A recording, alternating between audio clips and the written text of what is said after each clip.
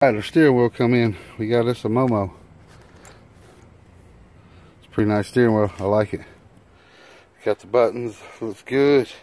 I got a red quick release to go in it. So, yeah. I think that's going to look real nice in there. I got the short one. The other ones that were a little bit longer, I was worried about it being in the car, you know, too long for me where my hand was up there and it went too far. And then when my wife races the car and slides the seat up, I didn't want her to be all squunched up against the steering wheel, so I tried to keep it all compact, as tight as I could. There's the hub assembly to put it to the car, you know, attach all this, because we got to take the other one off.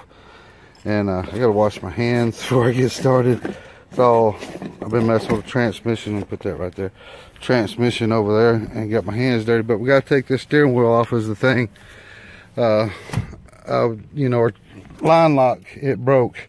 I had it right here, so it broke off, but I wanted it here, so I went ahead and got, you know, that steering wheel with the momo with the two buttons, which I'm gonna put the line lock on this side, and then have the trans brake on this side, which you don't have a trans brake yet, but it's for future applications. But anyways, I want to get rid of this airbag out of here. That's another thing. There's none of the sensors are left for it.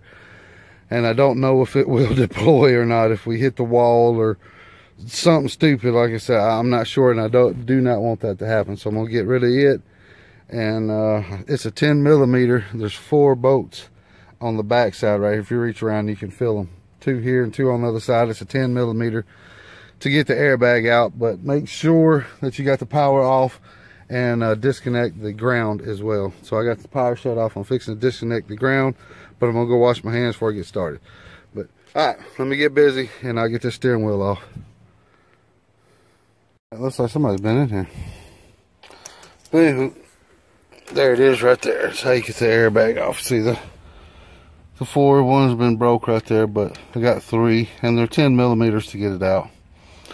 So yeah, oop, there went a bolt. But yeah, easy peasy. And then this center bolt right here for me is 15mm to get that off. Alright, let me get the steering wheel off. Catch y'all up where I'm at.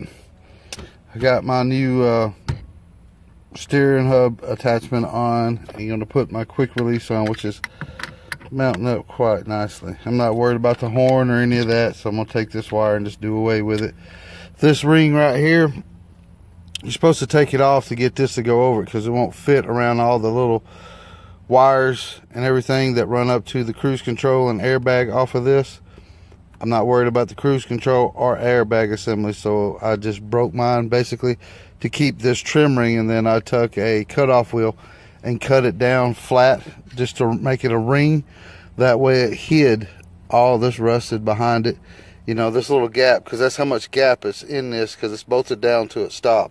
The nut is. So that's the gap that I had. So just to keep it looking nice, that's what I did. So yeah, alright, that's where I'm setting at right now. So let me get this hub assembly, or the quick release assembly, mounted on, and then I got to put this one onto the steering wheel, and we're getting close to being having the steering wheel on, and then I got to run all the wires, rerun my wires back up here for the line lock. Right, let me get back busy. Alright, that's installed. I haven't did any of the wiring yet. It's getting late anyway, so I think I'll do the wiring another day. I ain't gonna bore y'all with that. I just got to reroute that wire, you know, connected to this one. I got a stretchy wire over there, you can see it. That way for when I make my turns, and it'll unravel. But it all fit pretty good, man. I like it. Like it a lot. I had to massage. Hang on one second.